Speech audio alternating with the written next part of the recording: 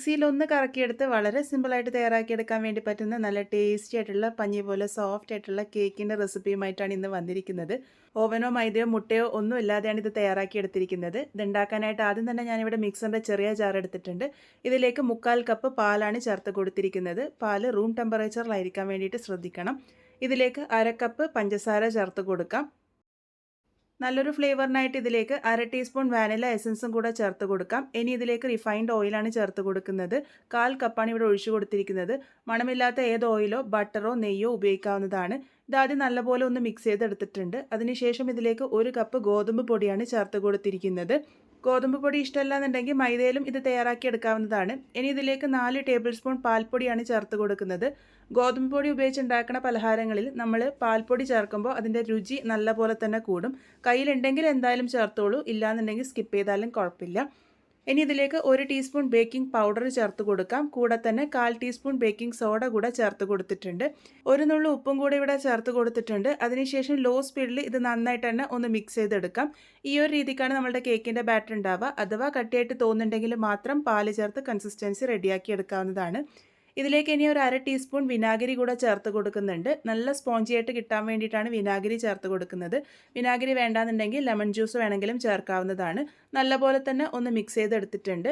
ഈ ഒരു ബാറ്ററിൻ്റെ പകുതി ഭാഗം നമുക്ക് വേറൊരു ബൗളിലേക്ക് മാറ്റി വയ്ക്കാം. 2 ഫ്ലേവറിലാണ് നമ്മൾ ഈ ഒരു കേക്ക് തയ്യാറാക്കി എടുക്കാൻ വേണ്ടി പോകുന്നത്. അപ്പോൾ ആദ്യത്തേത് വനില ബാറ്റർ നമ്മൾ മാറ്റി വെച്ചിട്ടുണ്ട്. ബാക്കിയുള്ള കൂട്ടിലേക്ക് 2 ടേബിൾ സ്പൂൺ കൊക്കോ പൗഡർ ചേർത്ത് കൊടുക്കാം. കൂടെ തന്നെ 2 ടീസ്പൂൺ പാലും കൂടെ ഒഴിച്ചു കൊടുക്കുന്നുണ്ട്. ഈ ഒരു കൊക്കോ പൗഡർ ചേർക്കുമ്പോൾ ഈ ഒരു കൂട്ട് ഒരല്പം കട്ടിയായിട്ട് വരും. അപ്പോൾ ബാറ്റർ കൺസിസ്റ്റൻസി റെഡിയാക്കാൻ വേണ്ടിയിട്ടാണ് ഈ ഒരു 2 ടീസ്പൂൺ പാല് ചേർത്ത് കൊടുക്കുന്നത്.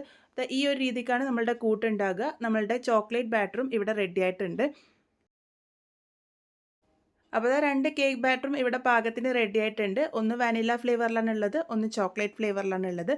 ഇനി ഇതെങ്ങനെയാണ് തയ്യാറാക്കി എടുക്കുന്നതെന്ന് നോക്കാം. ഓവനൊന്നും ഇല്ലാതെ വളരെ സിമ്പിളായിട്ടുള്ള രീതിയിലാണ് തയ്യാറാക്കി എടുക്കാൻ വേണ്ടി പോകുന്നത്.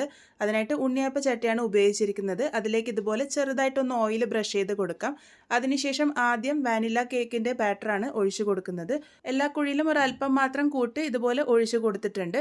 അതിനുശേഷം ഇതിൻ്റെ മുകളിലേക്കായിട്ട് നമ്മൾ തയ്യാറാക്കി വെച്ചിരിക്കുന്ന ചോക്ലേറ്റ് ബാറ്ററും കൂടെ ഓരോ സ്പൂണായിട്ട് ഒഴിച്ചു കൊടുക്കാം. ഇതിൻ്റെ സെൻറ്ററിലേക്കായിട്ട് ഈ ഒരു രീതിക്ക് ഒഴിച്ചു കൊടുത്താൽ മതി. അപ്പോൾ ഈ ഒരു രീതിക്ക് ഞാൻ എല്ലാ കുഴിയിലേക്കും ഒഴിച്ചു കൊടുത്തിട്ടുണ്ട്.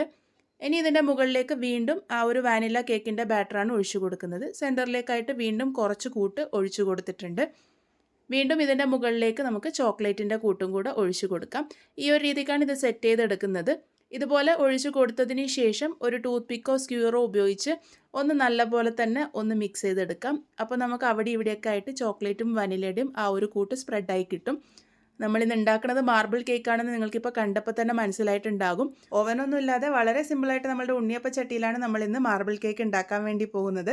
അപ്പോൾ ഈ കൂട്ട് ഇതുപോലെ സെറ്റ് ചെയ്തെടുത്തിട്ടുണ്ട്. ഇനി ഇതെങ്ങനെയാണ് കുക്ക് ചെയ്തെടുക്കുന്നതെന്ന് നോക്കാം. ആദ്യം ഇതുപോലൊരു പഴയ തവ വയ്ക്കുക. തവ നല്ലപോലെ ചൂടാക്കിയതിന് ശേഷം ഈ ഒരു പാൻ അതിൻ്റെ മുകളിലേക്ക് വെച്ച് അടച്ച് വെച്ച് ഏറ്റവും ലോ ഫ്ലെയിമിൽ വെച്ചിട്ട് വേണം കുക്ക് ചെയ്തെടുക്കാൻ വേണ്ടിയിട്ട്. ഇതുപോലെ ഹോളൊക്കെ ഉണ്ടെങ്കിൽ ഒന്ന് കവർ ചെയ്യാൻ വേണ്ടി മറക്കരുത്. ഏറ്റവും ലോ ഫ്ലെയിമിൽ വെച്ച് ഒരു 10 മിനിറ്റ് നേരത്തേക്കാണ് ഇത് കുക്ക് ചെയ്തെടുക്കേണ്ടത്.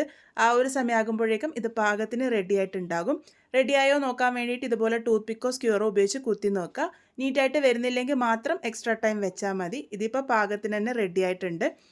ഇത് നമുക്ക് ഈ ഒരു പാത്രത്തിൽ നിന്നും മാറ്റി വയ്ക്കാം. വളരെ സിമ്പിളായിട്ട് തയ്യാറാക്കിയെടുക്കാൻ വേണ്ടി പറ്റുന്ന നല്ല ടേസ്റ്റി ആയിട്ടുള്ള മാർബിൾ കേക്ക് ഇവിടെ റെഡി ആയിട്ടുണ്ട്.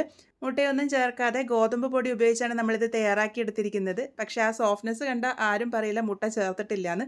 അതുപോലെ തന്നെ ഓവൻ ഇല്ലാതെ ഉണ്ണിയപ്പ ചട്ടിയിലും നമുക്കിത് വളരെ ഈസി ആയിട്ട് ഉണ്ടാക്കാം. മിക്സിങ്ങും നിങ്ങൾ കണ്ടതാണല്ലോ, മിക്സർ ജാർ മാത്രമേ ഉപയോഗിച്ചിട്ടുള്ളൂ. വളരെ സിമ്പിളായിട്ട് നമുക്ക് വൈകുന്നേരം തയ്യാറാക്കിയെടുക്കാം. എന്തായാലും ട്രൈ ചെയ്ത് നോക്കൂ. ഫീഡ്ബാക്സ് ഒക്കെ പറയാൻ മറക്കരുത്. വീണ്ടും ഒരു നല്ല റെസിപ്പിയുമായി കാണാം.